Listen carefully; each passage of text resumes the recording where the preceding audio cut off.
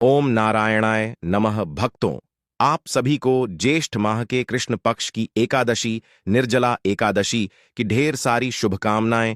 भक्तों, स्वागत है आपका एक और नई वीडियो के साथ नया योग टीवी यूट्यूब चैनल में। भक्तों, आज इस वीडियो में हम बात करेंगे आने वाली एकादशी की। आने वाली जो एकादशी है ना, निर्जला एकादशी का व्रत महिलाएं बिना जल ग्रहण किए हुए निर्जला व्रत रखती हैं। ज्येष्ठ माह की निर्जला एकादशी इस महीने में कब है? 6 या 7 जून। पूजा का शुभ मुहूर्त क्या रहेगा? पूजा कैसे करना है? कौन से मंत्र हैं जिनका हमें जप करना है? व्रत में क्या खाना है, क्या नहीं खाना है?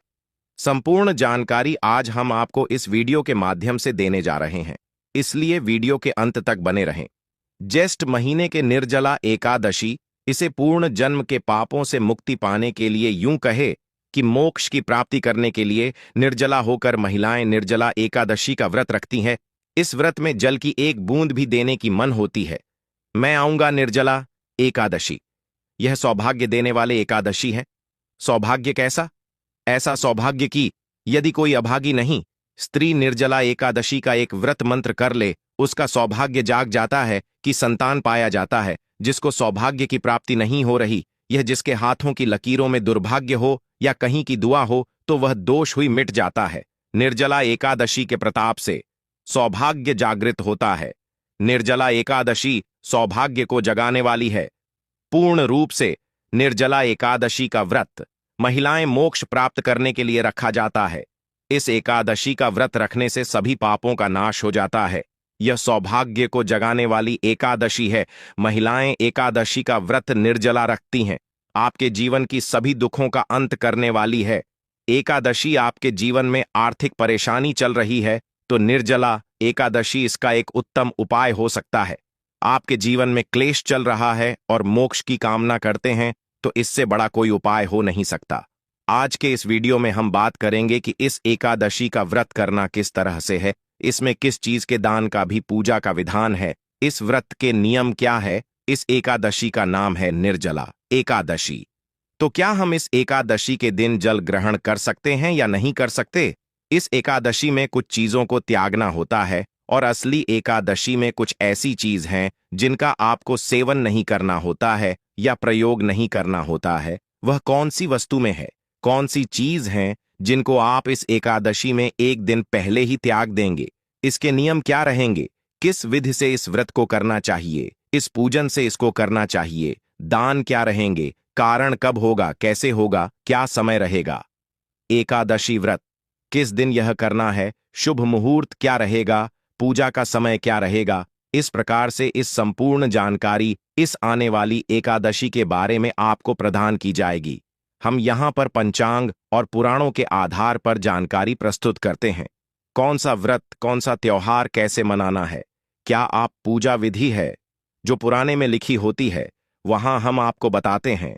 व्रत कब करना है, समय क्या रहेगा, शुभ मुहूर्त क्या रहेगा, जो पंचांग हमें बताते हैं वह हम आपको बताते हैं। तो इसी प्रकार की लाभदायक जानकारी प्राप्त करते रहना चाहते हैं तो चैनल को अवश्य ही सब्सक्राइब कर लीजिएगा। जानकारी आरंभ करें उससे पहले आपसे निवेदन है कि वीडियो यदि थोड़ा भी उपयोगी लगे तो कृपया एक बार लाइक अवश्य कर दीजिएगा। एक लाइक हमारे लिए बहुत महत्वपूर्ण होता है। अपनी मनोकामना पूर्ति के लिए, अपने व्रत की सफलता के लिए कमेंट बॉक्स में अवश्य लिखिएगा ओम नारायण नमः। इस मंत्र की बहुत अधिक महिमा है। इस ज्येष्ठ माह में यह मूल मंत्र है, वैसा का जितना अधिक हो सके इस मंत्र को लिखिए। जहां अवसर मिले वहां लिखिए। जो पूजा कर रहे हैं उसमें इसका प्रयोग कीजिए। तुलसी को जल दे रहे हैं, बोलिए ओम नारायण। पीपल को जल दे रहे हैं, बोलिए ओम नारायण। नम पूजन कर रहे हैं, स्नान कर रहे हैं, एक ही मंत्र का जाप कीजिए ओम नारायण नारायण। कमेंट कर रहे हैं, लिखिए ओम नारायण नमः। निर्जला एकादशी का व्रत रखे हुए हैं, उनको भी इसी मंत्र का ओम नारायण नमः का जितना अधिक लिखेंगे, जितना अधिक बोलेंगे, इस पूरे ज्येष्ठ माह में उसका कई हजार गुना पुण्य आपको प्राप्त होगा। ये पुराने की बात है, पद्म पुराण में वर्णित है। तो चलिए भक्तों, जानकारी आरंभ करते हैं। बात करते हैं आने वाले एकादशी के बारे में। प्रथम अर्थात कृष्ण पक्ष की एकादशी होगी और इसका नाम होगा निर्जला एकादशी, जो आपके जीवन का दुर्भाग्य मिटा सकती है। किसी एकादशी के बारे में जो पुराने में वर्णन मिलता है ना, वह यही मिलता है कि यह एक एकादशी वहां एकादशी है जो इस दुनिया में सर्वाधिक पुण्य देने वाली है। किस प्रकार से पुराणों में सबसे बड़ा दान क्या है, कन्यादान, और अन्य दान से बड़ा कोई भी दान पुराणों में नहीं बताया गया है। हमारे सनातन धर्म हिंदू धर्म की बात करें तो सबसे बड़ा दान अनुदान है। इससे देवता, मनुष्य और पितृ तीनों को रोड तृप्त और प्रसन्न किया जा सकता है। इसीलिए इसको महादान और सबसे बड़ा दान कहते हैं। यह होता है कन्यादान। आप जानते हैं, एकादशी का एक व्रत करने से आपको 1000 कन्यादान करने का फल प्राप्त होता है। जितना अनुदान और कन्यादान दोनों को मिलाकर फल आपको प्राप्त होगा, उतना केवल एक वर्ष में। एकादशी आपको कहूंगा कि एकादशी को दिन खोलकर कीजिए, भगवान का पूजन कीजिए, विधि से पूजन कीजिए, विधि से कथा श्रवण करिए और विधि से व्रत कीजिए। यह व्रत आपके इस जीवन के संकट को तो दूर करेगा ही, परलोक को भी सुधरेगा। यह वह व्रत नहीं है कि केवल परलोक में आपका काम आएगा, नहीं, यह इस लोक में भी काम आएगा। अर्थात यदि आप विधि विधान से करते हैं तो आपका सौभाग्य जागृत होगा। आपके जीवन में जो भी परेशानियां चल रही होंगी, चाहे वह आर्थिक परेशानी चल रही है, चाहे वह शारीरिक परेशानी चल रही है, मानसिक परेशानी, ग्रह क्लेश चल रहा है, किसी से लड़ाई झगड़ा चल रहा है, या काम ठीक से नहीं चल रहा है, व्यापार, नौकरी आदि की परेशानी है, जो भी जीवन में परेशानी है ना, उसका हाल यह निर्जला एकादशी को विधि से कीजिएगा, विधान से कीजिएगा, नियम से कीजिएगा। इसके नियम अन्य निर्जला एकादशियों से थोड़े अलग है। अर्जुन, नियम आपको बताए जाएंगे। वह ऐसा नहीं है कि मैं अपने आप कुछ बता दूंगा, जो लिखा है पुराणों में वही आपको मैं आप बताने जा रहा हूं। आप बात करते हैं कि इस निर्जला एकादशी का पूजन अपने कैसे करना है, साथ ही इस एकादशी के नियम क्या रहेंगे, और साथ बताएंगे कि इसका कर्तव्य करना कब है। निर्जला एकादशी को व्रत जो भी करने वाले हैं, उन्हें दशमी तिथि से त्याग कर देना चाहिए। कुछ ऐसे कार्य हैं जो नहीं करना चाहिए, जैसे कांसे के बर्तन में भोजन करना। यह आप दशमी तिथि को ही, अर्थात व्रत के एक दिन पहले ही बंद कर देंगे। व्रत के एक दिन पहले से आपको कांसे के बर्तन में भोजन नहीं करना चाहिए। मांस वगैरह आदि का सेवन तो आप सभी जानते नहीं करना चाहिए। मसूर की दाल नहीं खाने चाहिए, चने की दाल नहीं खानी चाहिए, आंख हरी सब्जियां नहीं खानी चाहिए। गोंडा का साग जो आता है, चना का साग नहीं खाना है, गोंडा का साग नहीं खाना है। मधु अर्थात शहर प्रयोग नहीं करना है। अब आप कहेंगे, पंडित जी, शहर अगर प्रयोग नहीं करना है तो पंचामृत कैसे बनाएंगे? पंचामृत में आप शहर के स्थान पर गंगा जल मिला दीजिएगा। दूसरे का अन्य आपको दशमी तिथि को ही त्याग कर देना है। एकादशी पर आपको दूसरे का अन्य नहीं खाना है। एक दिन पहले भी दशमी तिथि को दूसरी बार भोजन भी नहीं करना है। दशमी तिथि को ही भोजन भी एक ही समय करना है। दोपहर के बाद अन्य ग्रहण नहीं करना है, और स्त्री प्रसंग अर्थात ब्रह्मचर्य का पालन भी आप एक दिन पहले ही आरंभ कर देंगे कि वह नियम है जिनका पालन आपको अवश्य रूप से इस आने वाली निर्जला एकादशी के व्रत में करना चाहिए। और व्रत वाले दिन की बात करते हैं तो व्रत वाले दिन आपको पान नहीं खाना चाहिए। यदि किसी की आदत है पान खाने की, दुकान, गुटखा आदि, उसको व्रत में नहीं खाना चाहिए। यह व्रत को खंडित करता है। दातुन नहीं करना चाहिए। जो आप मंजन प्रयोग करते हैं ना, यह मंजन भी प्रयोग नहीं करना चाहिए, क्योंकि इसमें भी या तो नमक आता है या केमिकल आता है। दूसरे की निंदा नहीं करनी चाहिए, दूसरे की चुगली नहीं करनी चाहिए, और पापी मनुष्यों के साथ तो आपको बातचीत भी नहीं करनी चाहिए। सब त्याग देना चाहिए। क्रोध नहीं करना चाहिए, मिथ्या भाषण का त्याग कर देना चाहिए। और व्रत वाले दिन अगर भोजन की बात करें, आहार की बात करें, तो फल आहार का सेवन करना चाहिए। तेल और अन्य तथा नामक, यह तीनों ही चीज इस दिन वर्जित बताई गई हैं।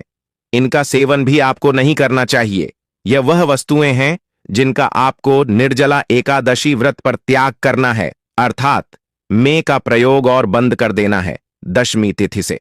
और जो एकादशी वाली चीज है कि एकादशी को क्या नहीं खाना है, वह हमने आपको बताइए कि इसका व्रत पूजन कैसे करेंगे। तो एकादशी के व्रत वाले दिन वृद्ध को सूर्य उदय से पहले अवश्य उठ जाना चाहिए। वहां चल रहा है, वैसे तो संभव हो स्नान कीजिए, क्योंकि ज्येष्ठ स्नान की महिमा बड़ी अद्भुत है।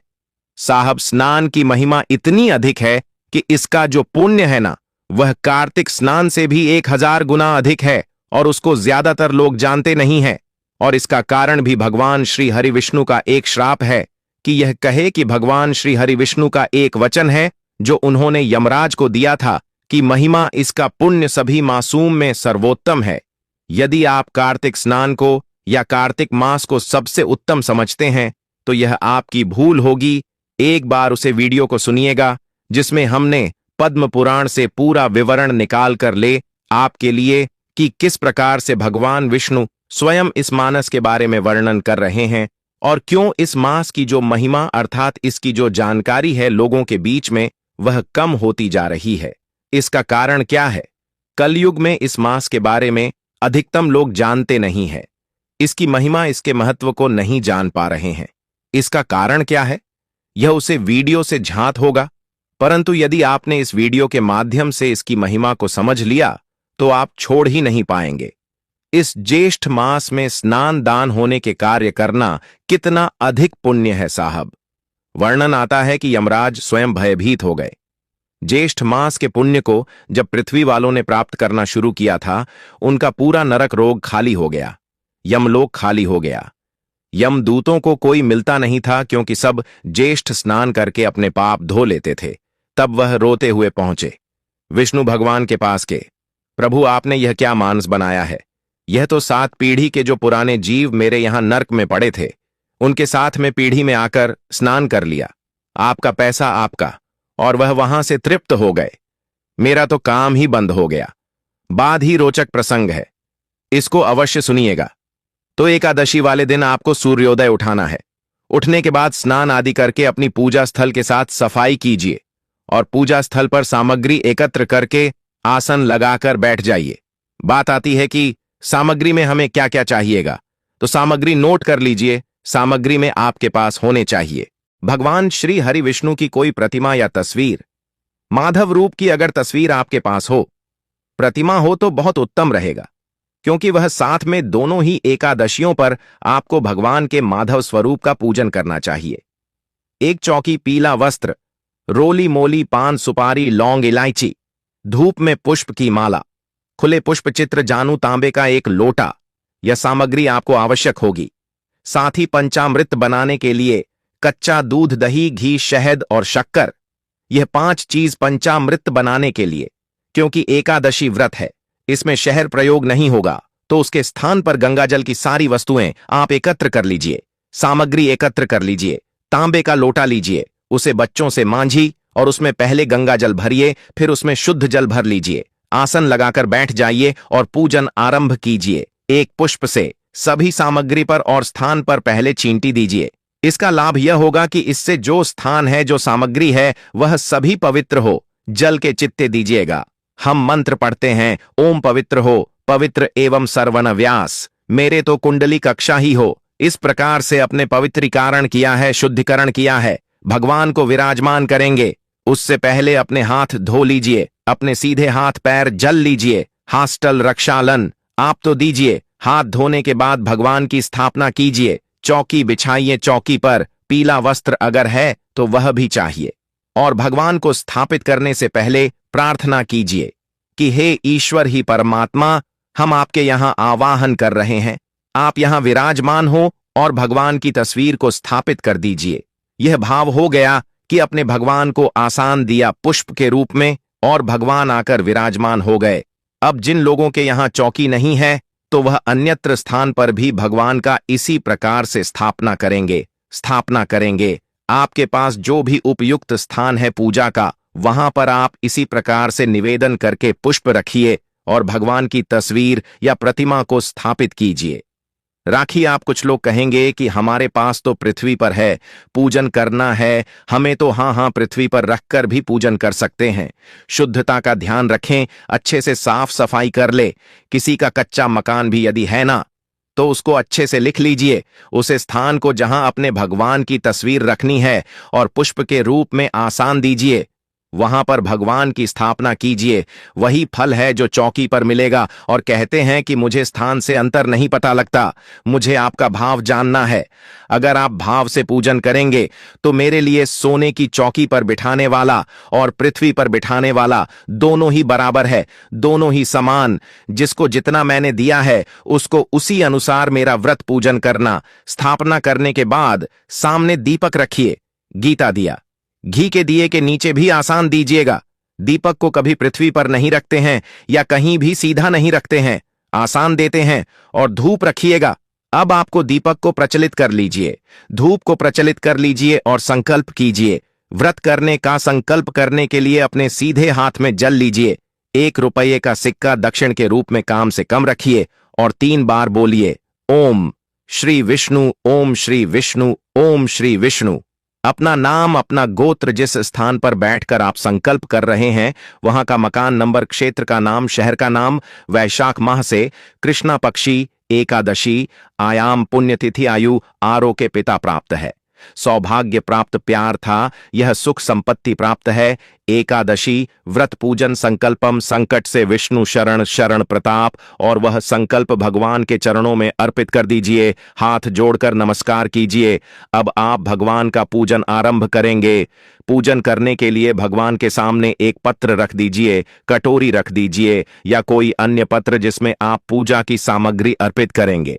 भगवान को पहले पद आर्ग अजमानी कराया जाएगा। चल रहा है तो उसी के अनुसार मित्रों का प्रयोग करना है। माधव मास की एकादशी में माधव मास का प्रभाव बहुत अधिक देखा गया है, इसीलिए इस प्रकार से हमें पूजन करना चाहिए। सबसे पहले भगवान को पद्य और आजमनी अर्पित करेंगे। पद्य के रूप में 1 चम्मच जल अर्पित कीजिएगा। ओम भूर्भुव स्वश्री माधवय वैष्णव नमः पद्यम समर्पयारी के रूप में जल्पित कीजिए। भगवान माधव का पूजन करते हैं, भगवान के माधव स्वरूप का पूजन कर रहे हैं। ओम भूर्भुव स्वनारायणम के रूप में 1 चम्मच जल आप परमात्मा को अर्पित कीजिए। आज मैंने कराएंगे ओम भूर्भुव नम के रूप में 1 चम्मच अर्पित कीजिए। भगवान को स्नान करेंगे। स्नान के लिए 1 चम्मच जलापित करेंगे। जिनके पास प्रतिमा है वह प्रतिमा को नहीं लेंगे। ओम भूर्भुव स्व माधव आय नमः पंचामृत बनाया। कच्चा दूध, दही, शहद के स्थान पर गंगा जल और शक्कर। ओम भूर्भुव स्व श्री माधवय नमः पंचामृत स्नान। पंचम समर्पण, शुद्ध जल से स्नान करेंगे। शुद्ध जल संस्थान करने के लिए 1 चम्मच जल शुद्ध कीजिएगा। ओम भूर्भुव करेंगे। वस्त्र के रूप में मौलिक का 1 टुकड़ा थोड़ी है और वह भगवान को अर्पित कीजिए। ओम भूर्भुवा स्वाहा वस्त्रम समर्पयारियों पवित्रम। या क्यों पवित्रपित करेंगे? जनवरी लीजिए, उसे पर तिलक कर लीजिए होली से और वह अर्पित कीजिएगा। ओम भूर्भुव नमः को चंदन लगाएंगे। चंदन लगाइए पवित्रम। इसके बाद भगवान को पुष्प की माला पहनाएंगे। पुष्प अर्पित करने के बाद धूप दीप दिखाएंगे। ओम भूर्भुवा स्वाहा रूपम समर्पयामि। श्री नारायण नारायण दिखाएंगे। ओम भूर्भुव स्व श्री माधव आय नमः दीपम दृश्य स्वामी। यूट्यूब दिखाने के बाद नावेद के रूप में क्या आप फल चढ़ा सकते हैं? मिठाई है तो मिठाई अर्पित कीजिएगा, अन्यथा आपको ड्राई फ्रूट्स और मिश्री है तो मिश्री चढ़ा सकते हैं। जो भी आपके पास उपलब्ध सामग्री है। नारायण नमः और भजन। आते चल अजमानी समर्पयारी 1 चम्मच जल लीजिए, अजमानी के रूप में अर्पित कीजिए। जल जमानी करने के बाद अब भगवान को तंबू अर्पित करेंगे। तांबुल पान का पत्ता लीजिए, उसमें 2 लौंग, 2 इलायची, 1 सुपारी रखिए और वह अर्पित कीजिएगा। ओम भूर्भुव स्वनारायण नमः अर्पित करने के बाद दक्षिण अर्पित कीजिए। भगवान को प्रेम से ओम भूर्भुव स्वनारायण नमः शिवाय ओम समर्पयारी शुभ दक्षिण अर्पित कीजिए। दक्षिण अर्पित करने के बाद हाथ जोड़कर भगवान को नमस्कार कीजिए। भगवान से प्रार्थना कीजिए कि यह परमेश्वर, आज के दिन हमने आपका यह एकादशी का पूजन किया है, हम व्रत कर रहे हैं, इस पूजन को आप स्वीकार करें और इस व्रत को हम अच्छे से कर पाए, इतनी हमें शक्ति प्रदान करें। उसके बाद अब आपने कहा सुननी है, प्रत्येक एकादशी की कथा अलग अलग होती है, तो आपको बिल्कुल सही कथा सुननी है। एकादशी का महत्व सुनना है। एकादशी की कथा यूट्यूब पर सुनते समय ध्यान रखिएगा कि यूट्यूब पर बहुत सारे चैनल किसी भी कथा को किसी भी नाम से चला देते हैं, तो सही चैनल चुनें और सही ही कथा सुन। आपका चैनल जिस पर आप ये वीडियो देख रहे हैं एक वेद पुराण पंचांग पर का चैनल है और यहां पर हम सही कथाएं हैं, सुनते हैं जो उसे मृत के लिए बने होते हैं, तो सही कथा सुनने के लिए चैनल को भी सब्सक्राइब कीजिए। अगर नए हैं तो और बेल आइकन के निशान को अवश्य दबाइएगा, तभी आपको सारी वीडियो प्राप्त होंगे। सब्सक्राइब करने के बाद एक बेल का निशान बना हुआ आएगा, उसको दबा दीजिएगा। वीडियो आपसे छुट्टी जाएंगे। साथ में विष्णु सहस्त्रनाम आपको सुनना चाहिए कथा, विष्णु सहस्त्रनाम और नारायण कवच, और यह तीनों ही चीज हम प्रत्येक एकादशी पर अपलोड करते हैं। इसका लाभ लीजिएगा, फिर भगवान की आरती कीजिएगा और नियमों के अनुसार दिन को व्यतीत कीजिएगा। नियम हमने आपको बताए हैं कि दिन में आपको व्रत वाले दिन सोना नहीं चाहिए। पारण वाले दिन आपको सूर्योदय से पहले उठ जाना चाहिए। उठने के बाद स्नान आदि करके स्वच्छ वस्त्र धारण करके पारण की पूजा करेंगे। पारण की पूजा करने के बाद आप पुष्पांजलि करेंगे, जो कि क्षमा प्रार्थना होती है। किसी भी व्रत पूजन के लिए सफलता के लिए बहुत आवश्यक होती है। वह पुष्पांजलि और क्षमा प्रार्थना करेंगे। भगवान को पारण का भोग लगाएंगे, ब्राह्मण को दान आदि देंगे और उसके बाद व्रत का पालन करेंगे। वीडियो में बताते भी है तो उसको आप अवश्य देखिएगा। यहां आपको बता दें कि अब आपको व्रत करना कब है और पारण करना कब है। निर्जला एकादशी तिथि जो है ना, यह आरंभ हो रही है 6 जून को। निर्जला एकादशी 2025 का व्रत अत्यंत पुण्यदायक और विशेष महत्व रखता है। इस वर्ष यह व्रत 6 जून शुक्रवार और 7 जून शनिवार को मनाया जाएगा, जो कि स्मार्त और वैष्णव परंपराओं के अनुसार अलग अलग तिथियों पर पड़ता है। निर्जला एकादशी 2025 की तिथि और समय एकादशी तिथि प्रारंभ 6 जून 2025 शुक्रवार को प्रातः 2:15 पर एकादशी तिथि समाप्त। 7 जून 2025 शनिवार को प्रातः 4:47 बजे व्रत रखने की तिथि स्मार्त संप्रदाय गृहस्थ जन। 6 जून 2025 शुक्रवार वैष्णव संप्रदाय। 7 जून 2025 शनिवार स्मार्त परंपरा में व्रत उस दिन रखा जाता है जब एकादशी तिथि सूर्योदय के समय हो, जबकि वैष्णव परंपरा में व्रत उस दिन रखा जाता है जब एकादशी तिथि का अधिकांश भाग सूर्योदय के बाद हो। व्रत पारण उपवास समाप्ति का समय स्मार्त व्रत पारण 8 जून 2025 शनिवार को दोपहर 1:40 से 4:30 बजे तक वैष्णव व्रत पारण।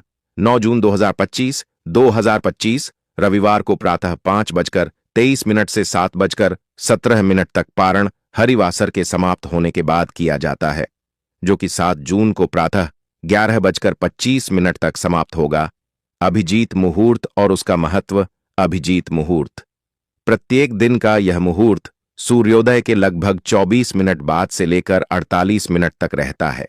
यह समय अत्यंत शुभ माना जाता है और किसी भी कार्य के लिए उपयुक्त होता है। निर्जला एकादशी के दिन अभिजीत मुहूर्त में भगवान विष्णु की पूजा अर्चना करने से विशेष फल की प्राप्ति होती है। निर्जला एकादशी व्रत का महत्व। यह व्रत सभी एकादशियों में सबसे कठिन माना जाता है, क्योंकि इसमें जल और अन्न दोनों का त्याग किया जाता है। इस व्रत को रखने से वर्ष भर की सभी एकादशियों का पुण्य प्राप्त होता है। पौराणिक कथा के अनुसार महाभारत के भीमसेन ने इस व्रत को रखा था, इसलिए इसे भीमसेनी एकादशी भी कहा जाता है। इस दिन भगवान विष्णु की पूजा, व्रत, दान और भजन कीर्तन करने से समस्त पापों का नाश होता है और मोक्ष की प्राप्ति होती है। इसमें आप पालन कर लीजिएगा, बहुत ही कल्याणकारी रहेगा। यह जानकारी निर्जला एकादशी के बारे में जानकारी थोड़ी भी अच्छी लगी हो तो कृपया लाइक अवश्य कीजिएगा, क्योंकि आपका 1 लाख हमारे लिए बहुत ही महत्वपूर्ण होता है और हमारा वीडियो बनाने का जो मनोबल होता है ना, वह बहुत अधिक बढ़ता है। इसके लिए हमारी टीम और ज्यादा मेहनत करती है और आपको इसी प्रकार की जानकारी छोटी सी वीडियो के माध्यम से हमारा नया योग टीवी चैनल आपको प्रदान करता है। इसलिए चैनल पर नए तो चैनल को सब्सक्राइब जरूर ही कर लेना, ताकि इसी प्रकार की और भी ज्ञानवर्धक जानकारी आपको हम सीधे नोटिफिकेशन के माध्यम से प्राप्त कर सके। वीडियो के अंत तक बने रहने के लिए आप सभी का धन्यवाद दोस्तों। मिलते हैं नेक्स्ट वीडियो में, तब तक के लिए नमस्कार।